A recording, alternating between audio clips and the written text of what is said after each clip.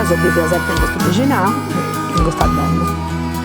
E si avvicinava da costretto prima, non fu da commento il modo, ognuno si fatto sua via.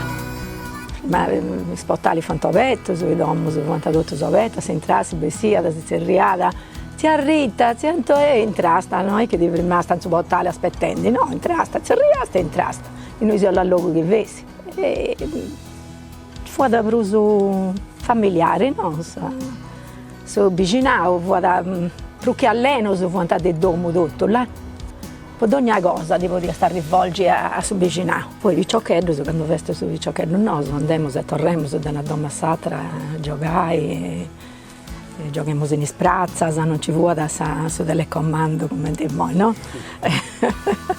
In sprazza, senza io. Non è da senza io, devo senza io no. Io da ragazzino giocavo di Acrimea, prima con i birillias, con le palline di vetro, e si giocava per strada.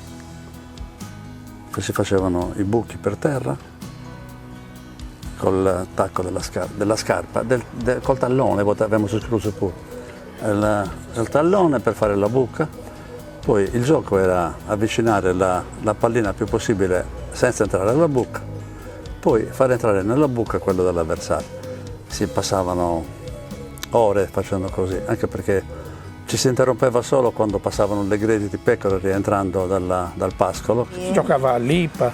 All'Ipa mettevi una tavoletta, un tronchetto. L'Ipa mettevi le tronchette, dai un colpo qui, e volava, salipa. No, anche perché poi lo dovevi colpire e poi al volo. Ah, e al volo, sì. Hai capito? Quindi lo mandavi... E chi lo mandava più lontano vinceva. Lo mandavi lontano. E poi giochiamo a Luna Monti, giochiamo a Quadruforti. Tu immagini che da via San Luigi ad arrivare fino alla piazza Chiesa di Salargio c'erano i campi di grano una volta, tu dovevi attraversare lì gli orti, le cose, quindi noi ragazzi trovavamo gli spazi dove tagliavamo l'erba e ci facevamo il nostro campetto.